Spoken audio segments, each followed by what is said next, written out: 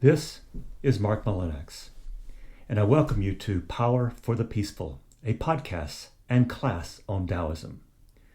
Episode 2, Wonder, Not Words. When you listen to the ground and you put your roots down, you can hear what she says if you're listening. When you listen to the ground and you put your roots down, you can hear what she says if you're listening. The sweet sound of the river as she moves over the stones. The same song that the blood in your body sings as it weaves around your bones. When you're listening, are you listening? Our opening tone-setting quote is read by Chad Holt, who reads a quote from the author Red Pine. The Tao Te Ching is one long poem written in praise of something we cannot name, much less imagine. Welcome back to our course designed to teach the basics and some life applications of Taoism. Today's reader and question asker is Chad Holt from Brevard, North Carolina. Visit my website, www.markmullinax.com, if you'd like to become a reader and a question asker. Today, we examine the first words about Tao in the Tao Te Ching, and, spoiler alert, Tao attaches to no words or concepts. We cannot say anything definitive about Tao. Abandon words, all ye who enter here. The more words we drop to describe or to name Tao, the more we slip on them. So don't feel the temptation to locate Tao with words. My sincerest hope is my caution brings more curiosity to you than a sense of futility. But if I can bumper sticker today's lesson, it might be this: kindly close the mouth, and as J.R.R. Tolkien said of Samwise in Lord of the Rings, listen with all one's ears. Now, if you don't have a Tao Te Ching translation, one can find mine or others in bookstores or online. At the end of this episode, listen for homework. Things you can actually do to put things that you learn into practice. So our first step of this great path into and through Tao Te Ching begins. And I'm going to anticipate one episode or one verse per week, except when we take breaks in their sequence by introducing or reinforcing themes that emerge, and maybe even having some guests to talk with. When you're listening, are you listening? When you're listening, are you listening? So today's lesson. I stated just a few minutes ago that we cannot put a visibility cloak of words on Tao. If we cannot use words, then what can we do? Tao has some important ways Tao bears witness: through mystery, silence, and not desiring. That is, as long as we can resist temptations to define and instead practice our already cited Taoist practices of silence, emptiness, and darkness, then we can make progress to hear and to cooperate with Tao. I'm about to read verse 1 in its entirety, but before I do, I would urge you to consult several different translations of Tao Te Ching and compare differences and similarities. In my translation, there is perhaps a new word in this verse for some listeners: logorrhea, which is, in short, excessive wordiness. Verse 1, Tao's way. Any track one can walk is no path for the eternal way. Any name one might borrow for Tao cannot summon it. Names are just sounds for ordinary things. Before paths or words, Tao began all there is. But to start the naming, trying to tame it, begins a never-ending logorrhea powered by ego and desire, leading one astray. Not desiring is the only way to glimpse this mystery. Desiring, all one sees are husks and appearances. But both desiring and not desiring are twins, birthed in the same darkened mystery. Through this dark lies the path to all wisdom, and this is Tao's style. Our Tao Te Ching author is traditionally thought to be Lao Tzu, who probably thrived in China in the 6th century BCE. Lao Tzu means old master. Lao Tzu is spelled Laotzu or Laotse, or more modernly, Laozi. Lao Tzu begins with a cautionary word that one cannot consider or speak directly about Tao. In other words, no words. Words give us but fleeting glimpses, which are good, but they are only signposts on the way to Tao, not its definition or its destination. Whatever our preconceived words or mind notions we have of Tao, or however we might want to put Tao into words, even just to talk to others about Tao, well, forget about it. All we have are just suggestions and hints, bearing silent witness and indirect advice. At most, one may catch a fleeting glimpse of Tao, much like I get a brief visual hint once or twice a year of a pileated woodpecker in the woods behind my house. Stunning and memorable that bird is, but I'm rendered speechless by awe, wonder, and quiet reverie. These are those wordless states one can get into when you feel yourself in the presence of something immense or mysterious. Maybe that wordless state is something akin to our approach to Tao. When you're listening, are you listening? When you're listening, are you listening?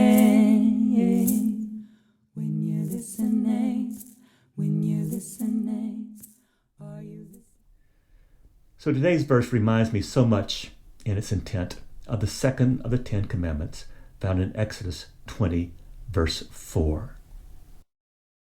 You shall not make for yourself an idol, whether in the form of anything that is in heaven above, or that is on earth beneath, or that is in the water under the earth. For the Hebrew audience, nothing created, not even human language, could represent their idea of their ultimate. So be careful lest one associate something created for an uncreated deity. And that deity is supposed to be so overwhelming in nature that our ideas of the deity are but poor and stumbling speech. Encounters with mystery are ever to be a speechless, awesome, wondrous event, and always mysterious. For our greatest experiences, ideas, and thoughts cannot be named. I think the explicit reason why we are not given a clear roadmap or description of Tao from these very first lines is that Lao Tzu distrusted mediated experience. By mediated experience, I mean words, language, and desire that are like filters between us and Tao. Language can be tailored and shaped by our desires, and therefore mislead. Desire shows only one thing, mirages, which are shaped by your desires. So Tao has nothing that can represent itself. Only the state of not desiring to control by naming is helpful, which for most is a mystery too. I mean, how can one get close to something or someone without desire? What does it even mean to be non-desirous? If you're feeling confused, well, that's a good point to begin. Better to begin with muddle and hesitation than cocksure certainty, according to Tao Te Ching. So here at the very start of our path to Tao, we find this caution sign against our word-based methods of spiritual inquiry. The text we know as Tao Te Ching has this story as its beginning. Our purported author, Lao Tzu, had spent his career in the imperial archives of China. As the story goes, one day he grew tired of his life in China and sought to live abroad.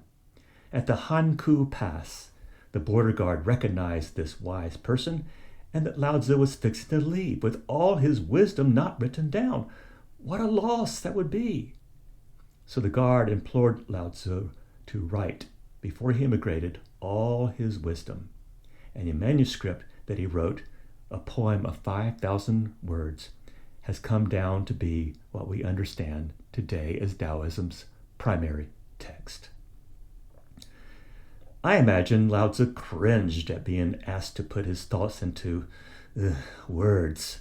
His teachings concerned the untapped and forgotten powers of non-doing, the unreadable nature of Tao, of darkness and mystery, and just bearing silent witness in such matters. For him, to write about such topics would send the wrong message, that is, that one could actually talk about such mysteries. No, you can't talk about Tao, can't assign it a name or sound in human language that adequately conveys Tao's essence to others. You can only point and be indirect or live into Tao's mystery, but not discuss. This needs to be seen as the background essence of our verse number 1 today. So if we start practicing this verse now, let us adopt some humility about our ability to name and understand Tao in the first place. Indirect ways, not using words, not desiring, and not doing are the ways to Tao. Better silence than sound and fury signifying nothing. But then this casts us martyrs into a quandary. Because for us to ask, what is Tao? We are cast into a territory with no linguistic clues. No human language is capable of answering what is Tao. For Tao has no proprietary language, not even Chinese. When we attempt to conjure Tao in human language, we can only hope for the translation to be what the poet John Ciardi called the best possible failure. You might as well attempt to define what a dream is or what love is. Everybody knows kinda what a dream or love is, but to define them for all time, for all people, that's tricky. Same for Tao. So silence. Words do not decode Tao, but silence helps. Lao Tzu held that Tao was there, silently bearing witness before language organized human life into our first communities. Tao is already ancient before the first chirps and squawks and roars or human words. I believe Lao Tzu would say that thinking, like when we reduce our experience to words, destroys the immediacy of life he so sought. What is this immediacy of life? It means having no filters between you and your experience. And you musicians and athletes, you get this. Just imagine, musicians and athletes, if someone were to ask you to start thinking, that is logically lining out your musical or athletic processes, what you're supposed to do with your body and your performance, etc., etc. What if you had to talk about which fingers or body parts are to move and how fast or how loudly and so on? Music and athletics are pre-verbal body processes accomplished without words. Words and thinking would only get in the way. If words destroy the immediacy of life, is it possible to restore this immediacy? Yes. Stop this ever-present temptation for words to describe your natural experiences. Be like an athlete or a musician and flow. Trust that flow, not the words. Stop thinking and just be. Because life's most powerful and necessary experiences come wordless. So if we cannot speak Tao's name, might we be able to hear it or sense it? What might Tao feel like if we cannot inward it? Settle in, dear listeners. What is about to come your way is my suggestive list of ways to understand Tao, and I hope that 1 or 2 or 3 such ways might be helpful. First, as the poet John O'Donohue phrases it, the passion of the wind, the fluency of water, the warmth of fire, the quiver touch of the sun, and shadowed sureness of the moon. Here are some more. Bees working in the garden is what Tao sounds like. Spring's brilliant colors and hues, found especially in flowers, are what Tao looks like. A forest's landscape and soundscape. Its smells, including the charnel smells of decay. When you touch a tree, And there's this wordless exchange between two beings in mutual connection one to the other. The quirky but determined squirrel, flight patterns of butterflies, the winking of fireflies, serpentine twist of a stream, the twisting locomotion of a serpent, the ways wind bends branches and incites micro-tornadoes of leaves, the eons-long process of flowing water smoothing stones, the fleeting light show of rainbows, the below-ground communication of interconnected trees, the unfailing autonomic systems in us for breathing, heart beating, secreting the right hormones at the right time, one's gut microbiome that keeps one healthy and even sane. The quieting of a snowfall, the intricate ecosystem of a meadow, colors of autumn, water speaking its fluent sounds to all who take the time to listen, wordless outburst of pain, surprise, or anguish, the ways trust begins between two creatures, the groans of a birthing mother and her baby's first mule, even cries of lament or feet marching for justice or Tao sounds. And don't forget your voice, your natural fluency to join this massive choir across the ages. Just won't be the same without your voice, as young or as shaky as it may be. For you too are part of Tao's reach. Whatever sounds or languages arise from the earth, and however they are accented, these are Tao's sounds. They are its creeds, its confessions, even its prayers, and we may learn their fluencies. None of these needs your translation, just your ears. Thomas Merton, in its translation of the Chuang-Tzu, writes, "Where is Tao? Nowhere it is not to be found. It is in the ant. It is in the weeds. It is in this turd. Tao is great in all things, complete in all, universal in all, whole in all." Tao is discovered in silence, just by walking along the way itself. Tao is always speaking, and I believe we can listen. When you're listening, are you listening? When you're listening, are you listening? Why silence? Words are socially acceptable but always reductive explanations for processes we may or may not understand. Think of words as only handles or codes, even spells. For example, does the word God produce any understanding or conjure the presence of God?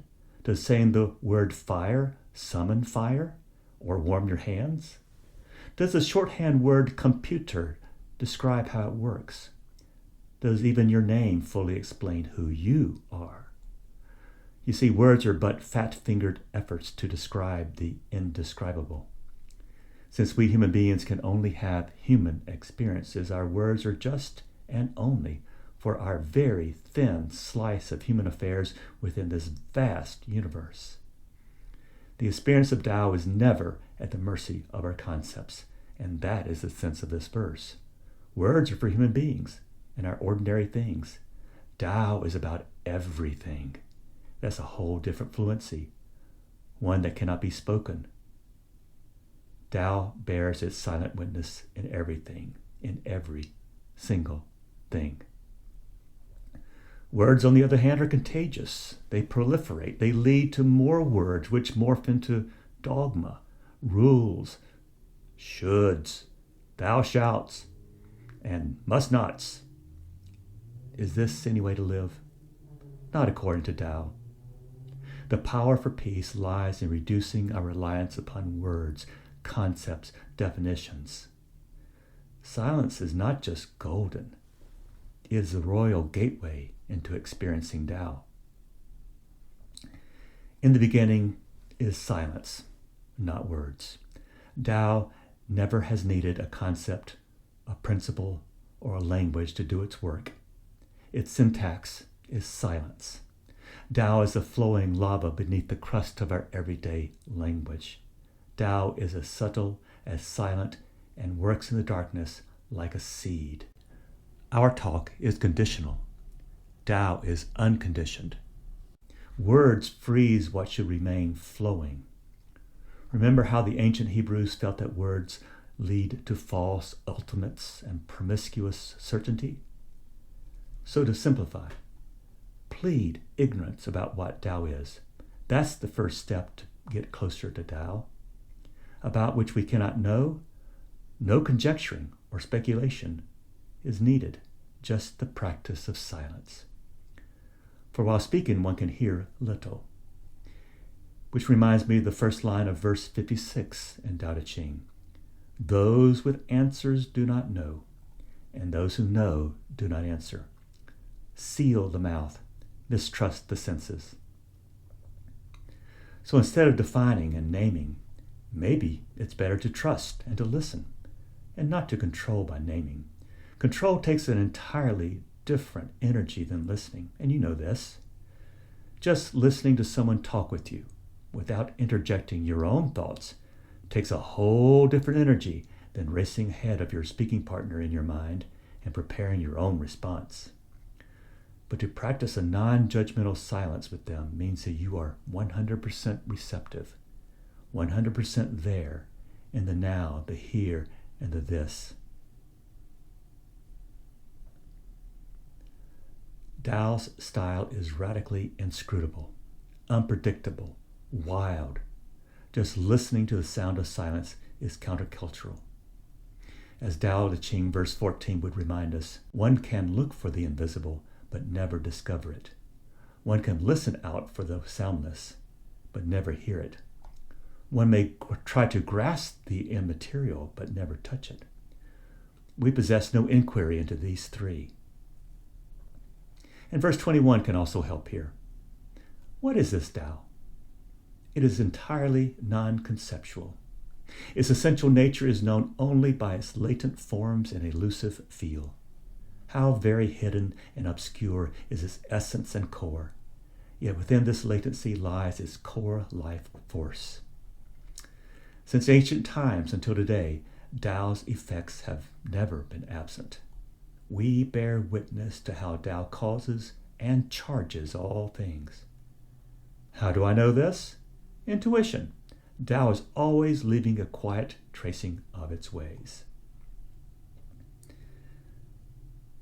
Friends, the practices to discover Tao are silence, emptiness, darkness, mystery.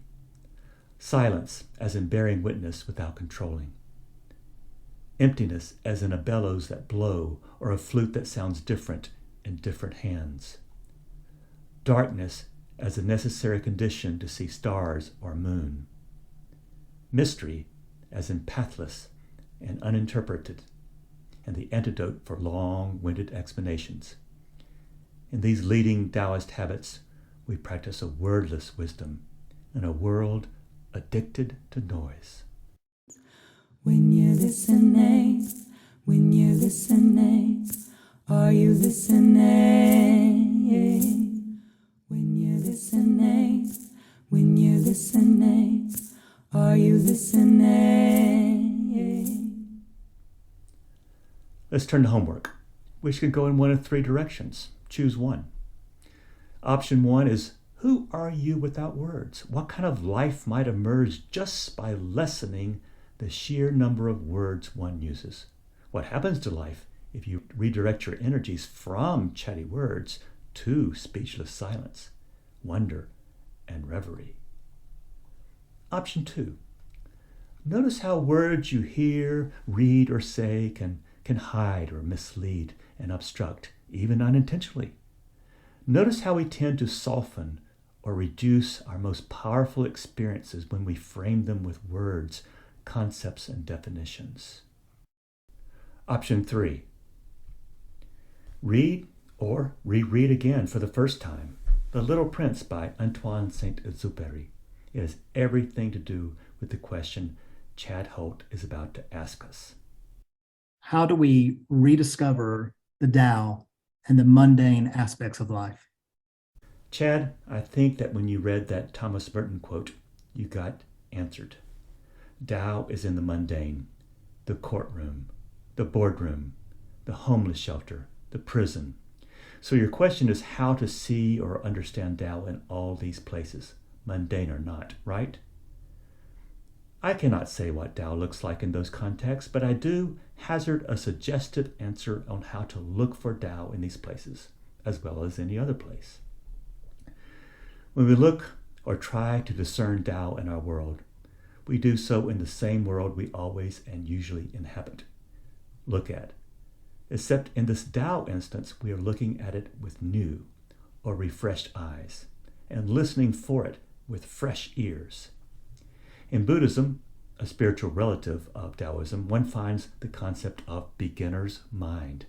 That is, with each task or new encounter, we enter into it as if we'd never done it before. We get off our brain's really superb skill of autopilot, in which we assume that whatever context or new place we're in is one that we've encountered before, maybe countless times. Nothing new here, brain tells us, so relax. The brain reassures us that you've been here before, so there's nothing new to learn, see, or embrace. Just exert the least possible energy in this situation because you've been here and done that. So Chad, what your question asks is whether we can get to an original freshness in every situation. And if so, then the contours and shape of Tao may become more intuitive or felt. To use spiritual language, a miracle is a miracle mostly because it so shocks us into some new frontier of experience. So Chad, let's try to approach every appointment, every experience, every encounter as the miracle that it is. Do your usual habits, but as if for the first time, every time, and notice the miraculous arising. Finally, Chad, consider a group of young kids walking through a forest versus a group of adults walking along the same path. The kids will be stopping, stooping, inspecting, noticing, and, hey, look at this rock, much more than the more sedate adults. It's never too late to become a child. For the child in us, who should always be open to the miraculous, is beaten or educated out of us on the way to so-called adulthood, so-called maturity. Blessed is a person who never loses the eyes of a child. As the Little Prince book would remind us, all grown-ups were once children, but only few of them remember it. Thank you, Chad. And listeners, don't forget you can add your voice and question like Chad has just done. This podcast is an original work, designed, written, and produced by me. Thanks to Chad Holt for his voice and question. Artwork by the amazing Audrey Davis. The song Put Your Roots Down is graciously offered by songwriter and singer Molly Hartwell. The copyright for quotations from Tao Te Ching is held by Fortress Press. May your days begin in peace and become laboratories for radical hope. When you listen to the ground and you put your roots down, you can hear what she says if you're listening. When you listen to the ground and you put your roots down, you can hear what she says if you're listening. The sweet sound of the river as she moves over the stones. The same song that the blood in your body sings as it weaves around your bones. When you're listening, are you listening?